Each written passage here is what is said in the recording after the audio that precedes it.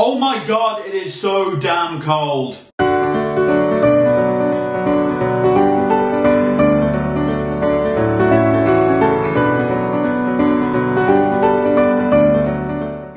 Hola diehards, you join me in this really chilly Spain at the moment, as in ridiculously cold, like 5 degrees is the average kind of cold. But enough about the topology, here's what's recently been happening in Sevilla. Now yes, I am sorry I didn't give you an update last week. I was swamped with work, and seeing as work pays me, they come first. The videos I've been doing have now reached their completion, so it's probably a good thing I took last week off in order to be able to do this.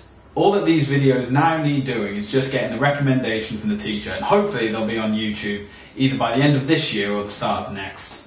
And coming up this week, we are going to be having a review of everything we've done so far, which means that we have to have Friday off from work, so for me, Sevilla FC, to be able to talk things over and make sure everything's been going okay. And now on to rugby news. So yes, the final autumn internationals happened this weekend, and it has been, well, it's been a mixed bag to say the least. On one hand, you have Wales, who unfortunately have now finished with a complete whitewash of the series, much like they had in the summer. And then honestly, I just feel really bad for them at the moment. There was so much pressure on them coming out of the Six Nations, especially as Grand Slam champions. They then won against the Barbarians, but that usually doesn't say a lot. I mean, of course that was a big game for Martin Williams with his 100th cap. But then when they went down to Australia, the first game, yeah, they lost. And then the last 2 games of that series, they lost within the final 10 minutes. And then this time round, they lost the first 3 games, like from the start. Like they were gone from the beginning. And then they played Australia again, and all it took was 1 try right on the final minute to give Australia the win, and to win by 2 points. So in the last 3 encounters with Australia, it's only been, I think, a difference of either 5 or 6 points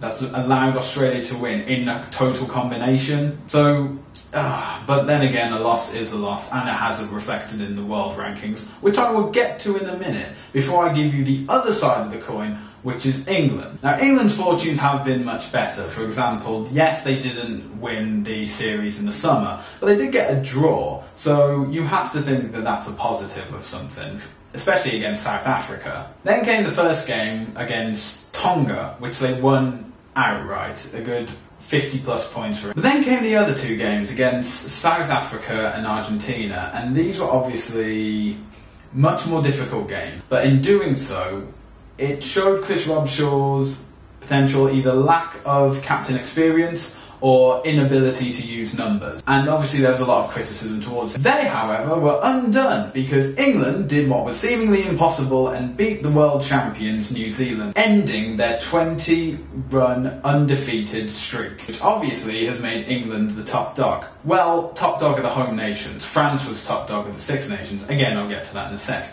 But this is obviously a very huge momentum boost, especially for England.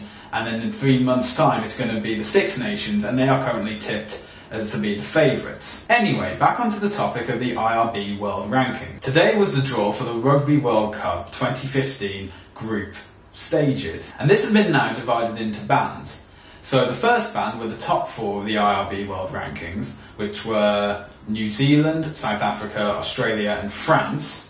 Then in the next group were England, Ireland, Samoa and Argentina. Argentina have especially done well considering their new inclusion in the Rugby Championship. And then the final group was made of Wales, Italy, Tonga and Scotland. Wales having dropped down to 9th because of their 7th run of defeats. And now all the groups for the Rugby World Cup have been chosen. In Group A is England, the hosts, and also Australia and Wales. Now this is going to be an incredibly difficult group for all 3 of these teams. Obviously, England have already lost to Wales earlier this year in the Six Nations, and already lost to Australia. Wales obviously beat England and lost to Australia numerous times, and Australia have a win over both of them. But then again, this is going to be 3 years in the future, and we have no idea what's going to happen then. Just because you're the world's #1 at the moment doesn't necessarily you're going to be the world #1 in 3 years' time, or even the World Cup champion. Just look at New Zealand from every single World Cup, with the exception of 1987 and 2011, and you'll see what I mean. But anyway, that's the draw, and we're going to hear more about it throughout the weeks, I'm sure, especially it's going to come around to the Six Nations, when it's going to be, instead of the World Cup, looking at the Lion selection, but we'll get to that when the time comes. And now finally I want to talk to you about another bit of Spain called Granada, which is where I went this weekend. Granada is simply a beautiful place and I really liked it. It's very Moroccan style decor, with a lot of open rooftop kind of thing, not so many slanted roofs. First night I got there, I went on a night tour. We went behind one of the big monuments in Granada, the Alhambra, and that was a great view and it was a wonderful way to see Granada at night. Then yesterday I went to the Alhambra for all of it and it's simply spectacular. Amazing architecture as well as amazing views of all of Granada, and I at one point thought I had left Spain and somehow ended up in New Zealand because there were these mountains behind us that were just amazing. But anyway, my words can't do it justice. Here are a few images of what it was like.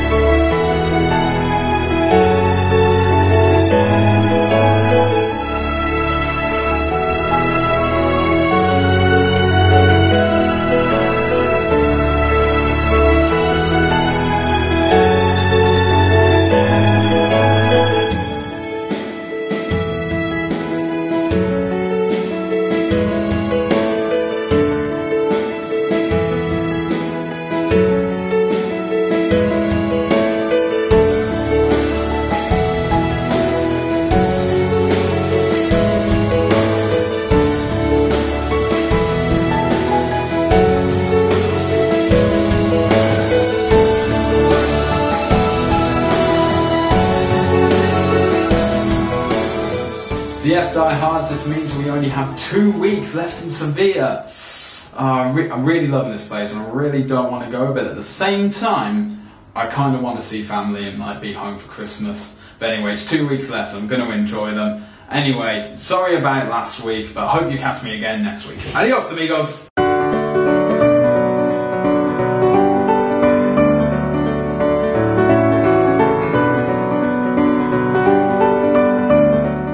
If you're feeling down this week, here's a little bit of inspiration. Wolves don't lose sleep over the thoughts of sheep. Keep that in mind. Start now.